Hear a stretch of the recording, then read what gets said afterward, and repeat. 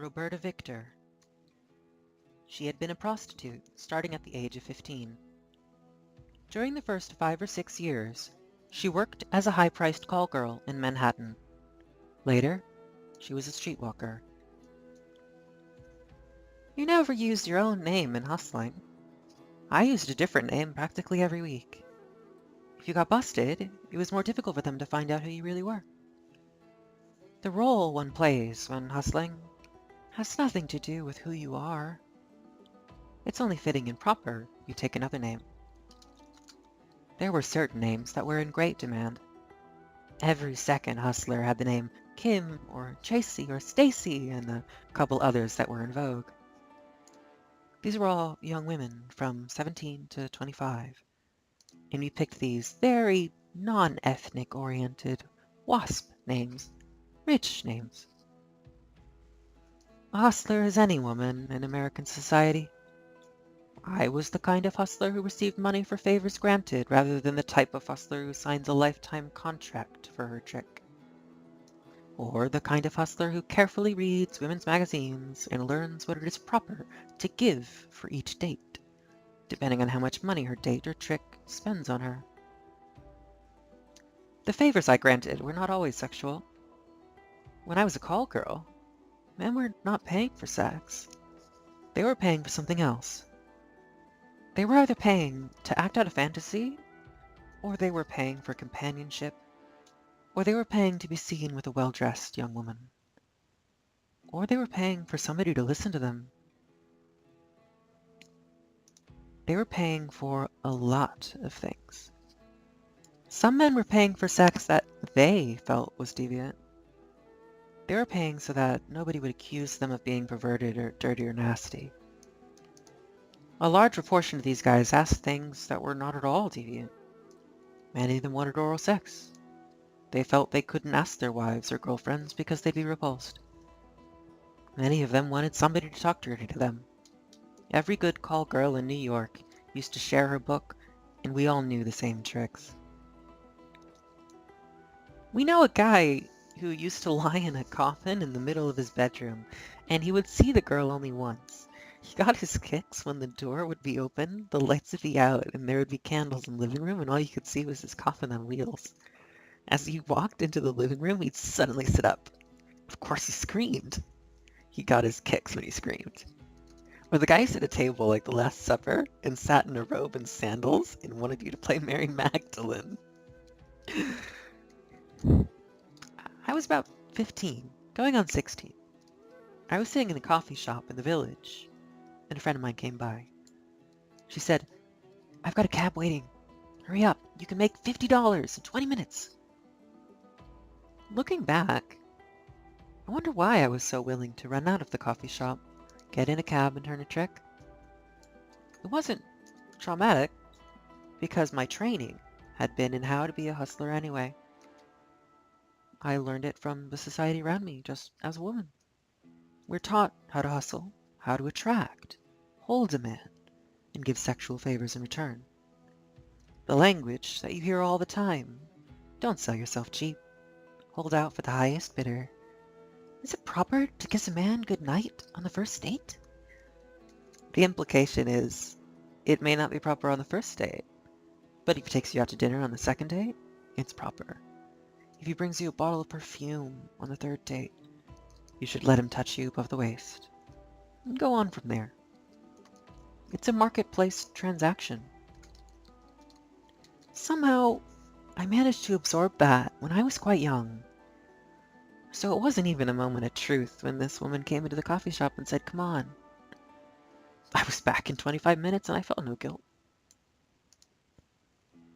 She was a virgin until she was 14.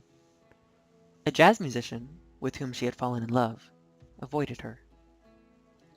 So I went out to have sex with somebody to present him with an accomplished fact.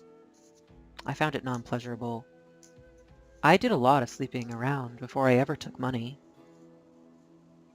A precocious child, she was already attending a high school of demanding academic standards. I was very lonely. I didn't experience myself as being attractive. I had always felt I was too big, too fat, too awkward, didn't look like a Pepsi Cola ad. It was not anywhere near the American dream. Guys were mostly scared of me. I was athletic, I was bright, and I didn't know how to keep my mouth shut. I didn't know how to play the games right. I understood very clearly they were not attracted to me for what I was, but as a sexual object, I was attractive. The year before I started hustling, there were a lot of guys that wanted to go to bed with me. They didn't want to get involved emotionally, but they did want a ball. For a while, I was willing to accept that. I was feeling intimacy, feeling close, feeling warm. The time spent in bed wasn't unpleasant. It just wasn't terribly pleasant. It was a way of feeling somebody cared about me, at least for a moment. And it mattered that I was there, that I was important. I discovered that in bed, it was possible. It was one skill that I had, and I was proud of my reputation as an amateur. I viewed all girls as being friends. That's what we were all taught. You can't be friends with another woman. She might take your man. If you tell her anything about how you really feel, she'll use it against you. You smile at other girls and you spend time with them when there's nothing better to do but you'd leave any girl sitting anywhere if you had an opportunity to go somewhere with a man.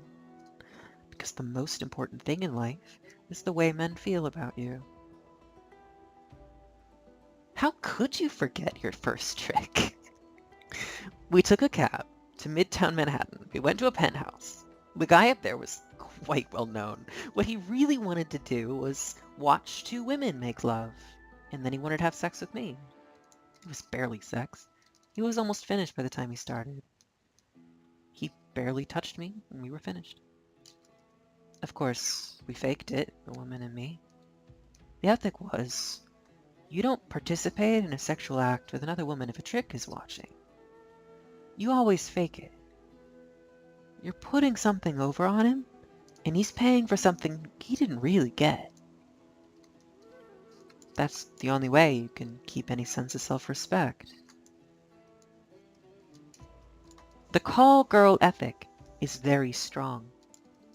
You were the lowest of the low if you allowed yourself to feel anything for a trick.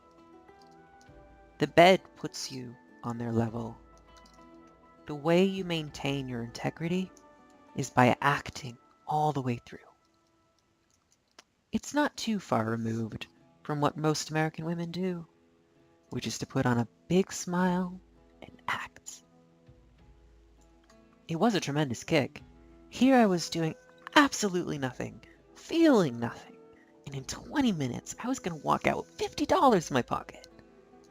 That has made me feel absolutely marvelous. I came down. I can't believe this. I'm not changed. I'm the same as I was 20 minutes ago, except that now I have $50 in my pocket. It really was tremendous status. How many people could make $50 for 20 minutes work?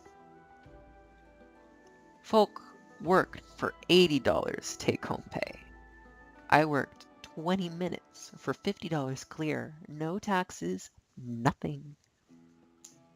I was still in school. I was smoking grass. I was shooting heroin. I wasn't hooked yet. And I had money. It was terrific. After that, I made it my business to let my friend know that I was available for more of these situations. She had good connections. Very shortly, I linked up with a couple of others who had a good call book. Books of phone numbers are passed around from call girl to call girl. There are numbers of folks who are quite respectable and with whom there is little risk. They're not liable to pull a knife on you. They're not going to cheat you out of money. Businessmen and society figures. There's 3 or 4 groups. The wealthy executive, who makes periodic trips into the city and is known to several girls. There's the social figure, whose name appear quite regularly in the society pages and who's a regular once a week John. Or there's the quiet, independently wealthy type. Nobody knows how they got their money. I know one of them made his money off munitions in World War II. Then there's the entertainer. There's another crowd that runs around the night spots, the 21 Club. These were the people whose names you saw in the paper almost every day, but I knew what they were really like. Any John who was obnoxious or aggressive was just crossed out of your book. You passed the word around that this person was not somebody other people should call. We used to share numbers, standard procedure. The book I had I got from a guy who got it from a very good call girl. We kept a copy of that book in a safe deposit box. The standard procedure was that somebody new gave half of what they got the first time for each number. You'd tell them, call so-and-so, that's a $50 trick. They would give you $25. Then the number was theirs. My first book, I paid half of each trick to the person who gave it to me. After that, it was my book. The book had the name and the phone number coded, the price, what the person wants, and the contact name. For 4 years, I didn't turn a trick for less than $50. They were all $50 to $100 and up for 20 minutes, an hour. The understanding is, it doesn't get conducted as a business transaction. The myth is that it's a social occasion. You're expected to be well-dressed, well-made up, appear glad to see the man. I would get a book from somebody and I would call and say, I'm a friend of so-and-so's, and she thought it would be nice if we got together. Invariably, the next move was his. He'd say, why don't we do that? Tonight or tomorrow night, why don't you come over for a drink? I would get very carefully dressed and made up. There's a given way of dressing in that league. There's to dress well, but not ostentatiously. You have to pass doormen, cab drivers. You have to look as if you belong in those buildings on Park Avenue or Central Park West. You're expected not to look cheap, not to look hard. Youth is the premium. I was quite young, but I looked older, so I had to work very hard at looking my age. Most men want girls who are 18. They really want girls who are younger, but they're afraid of trouble. Preparations are very elaborate. It has to do with beauty parlors and shopping for clothes and taking long baths and spending money on preserving the kind of front that gives you a respectable address and telephone and being seen at the right clubs and drinking at the right bars. And being able to read the newspapers faithfully so that not only can you talk about current events, you can talk about the society columns as well. It's a social ritual. Being able to talk about what is happening and learn from this great master and be properly respectful and know the names that he mentions. They always drop names of their friends, their contacts, and their clients. You should recognize these. Playing a role. At the beginning, I was very excited. But in order to continue, I had to turn myself off. I had to disassociate who I was from what I was doing. It's a process of numbing yourself. I couldn't associate with people who were not in the life, either the drug life or the hustling life. I found I couldn't turn myself back on when I finished working. When I turned myself off, I was numb, emotionally, sexually numb. At first, I felt like I was putting one over on all the other poor slobs that would go to work at 8:30 in the morning and come home at 5. I was coming home at 4 in the morning and I could sleep all day. I really thought a lot of people would change places with me because of the romantic image. Being able to spend 2 hours out, riding cabs, and coming home with $100. I could spend my mornings doing my nails, going to the beauty parlor, taking long baths, going shopping. It was usually 2 tricks a night. That was easily 100, 100 and a quarter. I always had money in my pocket. I didn't know what the inside of a subway smelled like. Nobody traveled any other way except by cab. I ate in all the best restaurants, and I drank in all the best clubs. A lot of people wanted you to go to dinner with them. All you had to do was be an ornament. Almost all the call girls I knew were involved in drugs, the fast life, the night hours. At after-hours clubs, if you're not a big drinker, you usually find somebody who has cocaine.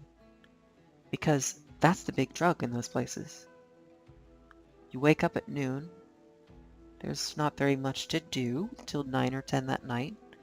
Everybody else is at work, so you shoot heroin. After a while, the work became a means of supplying drugs, rather than drugs being something we took when we were bored. The work becomes boring because you're not part of the life. You're the part that's always hidden. The doormen smirk when you come in because they know what's going on. The cab driver, when you give him a certain address, he knows exactly where you're going when you're riding up Park Avenue at 10 o'clock at night, for Christ's sake. You leave there and go back to what? Really, to what? To an emptiness. You've got all this money in your pocket, and nobody you care about. When I was a call girl, I looked down on streetwalkers. I couldn't understand why anybody would put themselves in that position. It seemed to me to be hard work and very dangerous. What I was doing was basically risk-free. You had never had to worry about disease. These were folks who you knew took care of themselves and saw the doctor regularly. Their apartments were always immaculate, and the liquor was always good. They were always polite. You didn't have to ask them for money first. It was always implicit. When you were ready to leave, there would be an envelope under the lamp, or there'd be something in your pocketbook. It never had to be discussed. I had to work an awful lot harder for the same money when I was a street rocker. I remember having knives pulled on me, broken bottles held over my head, being raped, having my money stolen back from me, having to jump out of a second-story window, having a gun pointed at me. As a call girl, I had lunch at the same place as society women had lunch. There was no way of telling me apart from anybody else in the upper tax bracket. I made my own hours, so no more than 3 or so hours of work an evening. I didn't have to accept calls. All I had to do was play a role. As a streetwalker, I didn't have to act.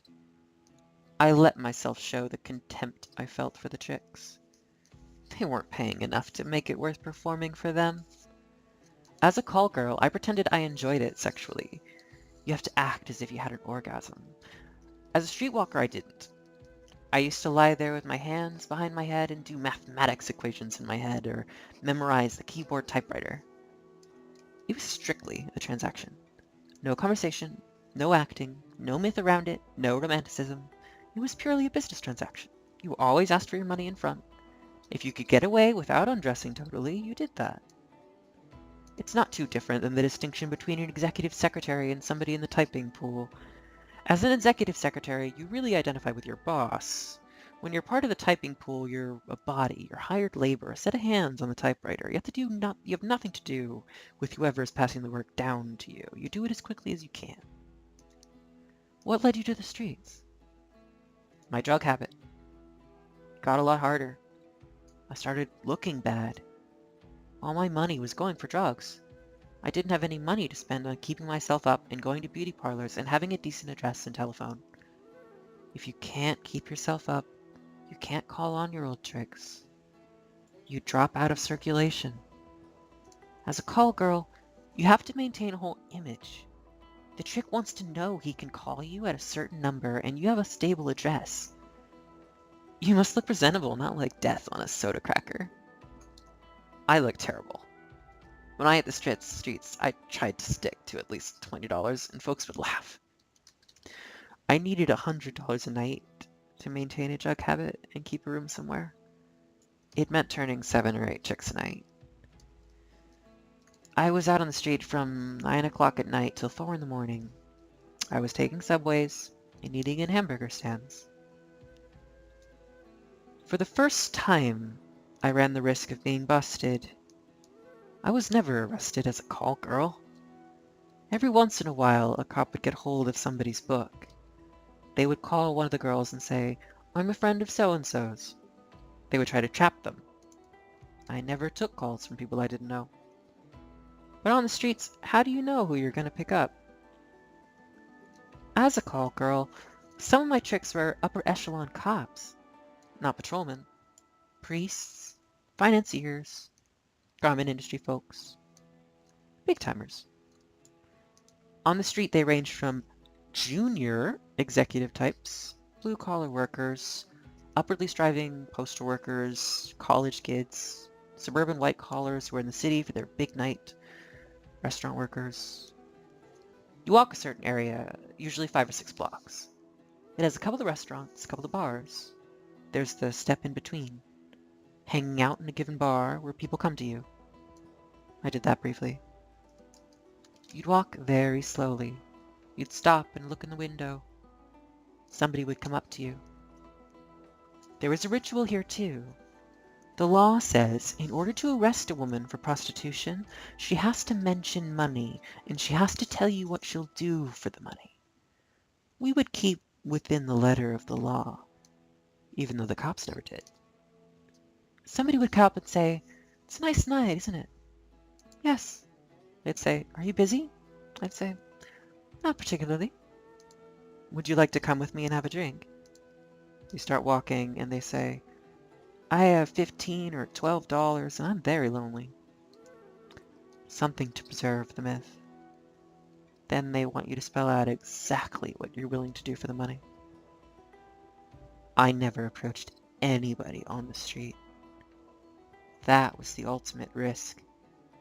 Even if he weren't a cop, he could be some kind of super square who would call a cop. I was trapped by cops several times. The first one didn't even trap me as a trick. It was 3 in the morning. I was in Chinatown. I ran into a trick I knew. We made contact in a restaurant. He went home, and I followed him a few minutes later. I knew the address. I remember passing a banana truck. It didn't dawn on me that it was strange for somebody to be selling bananas at 3 in the morning. I spent about 20 minutes with my friend. He paid me. I put the money in my shoe. I opened the door and got thrown back against the wall.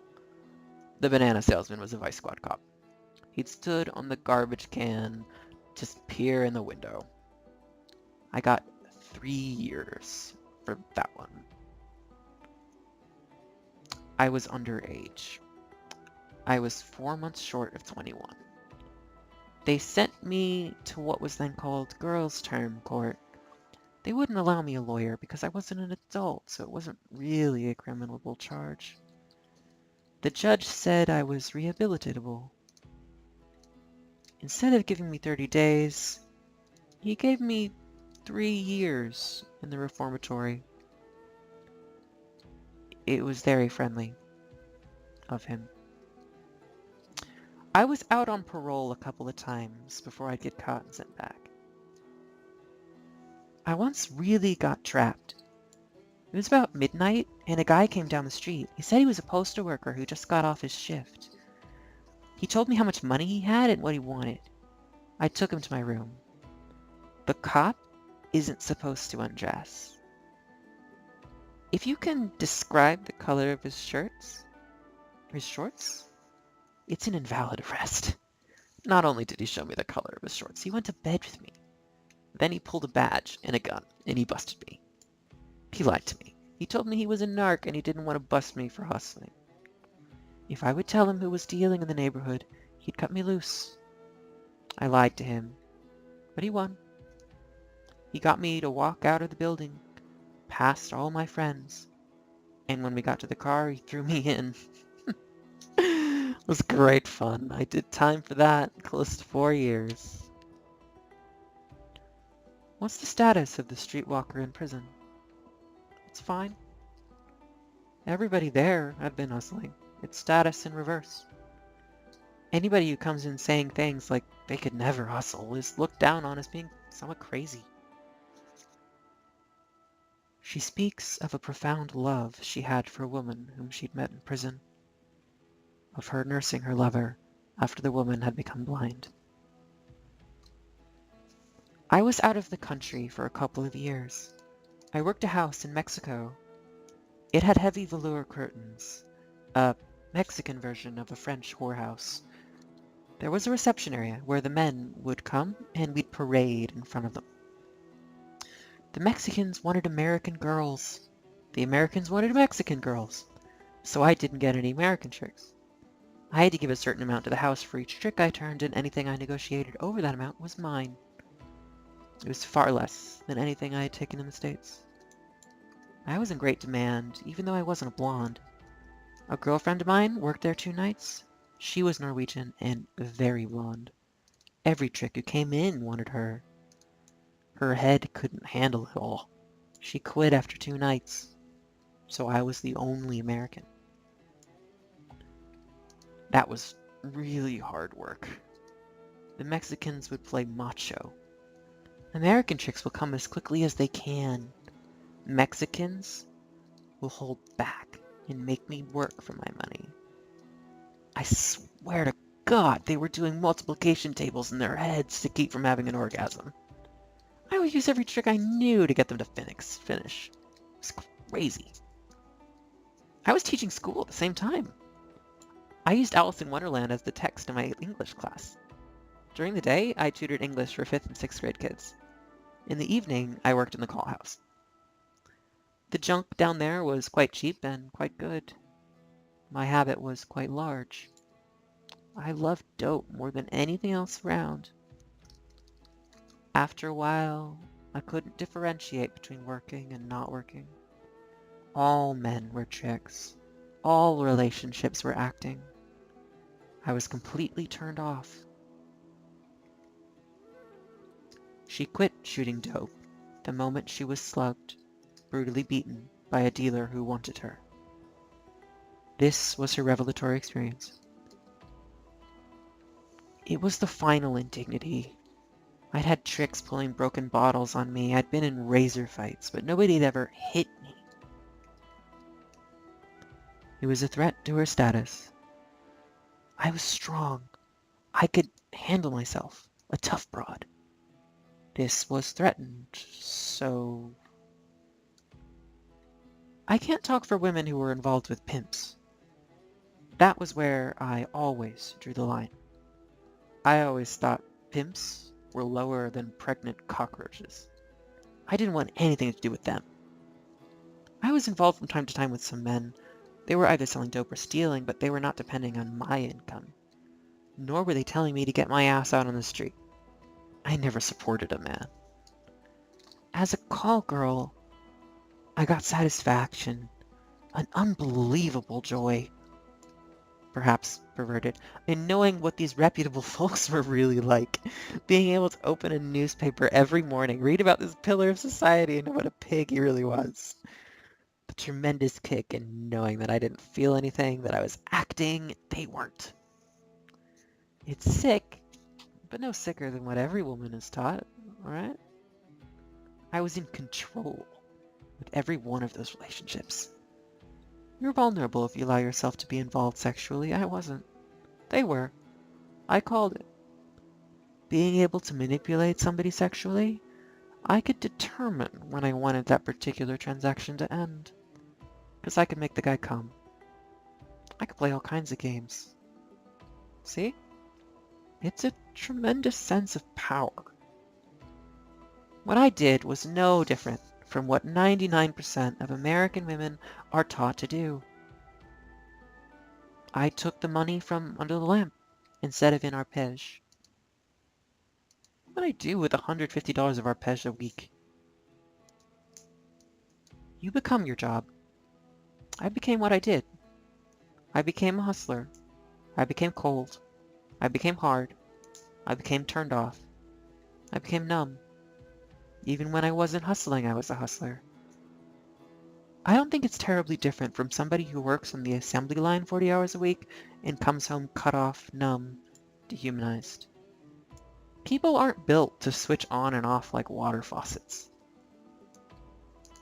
What was really horrifying about jail is that it really isn't horrifying.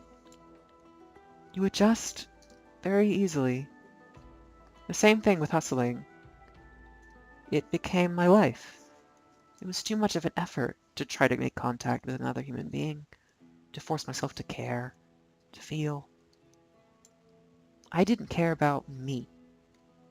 It didn't matter whether I got up or didn't get up. I got high as soon as I woke.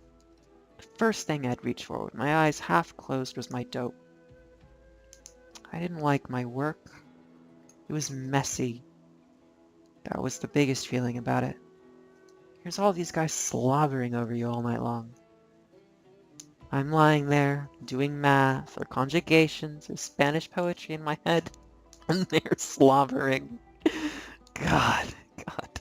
What enabled me to do it was being high and numb.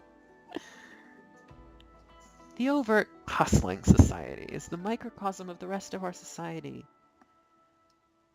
The power relationships are the same, and the games are the same. Only this one I was in control of.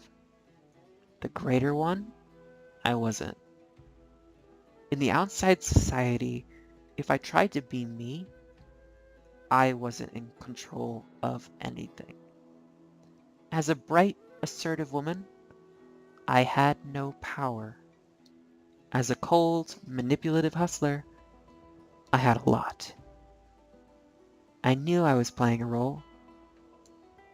Most women are taught to become what they act. All I did was act out the reality of American womanhood.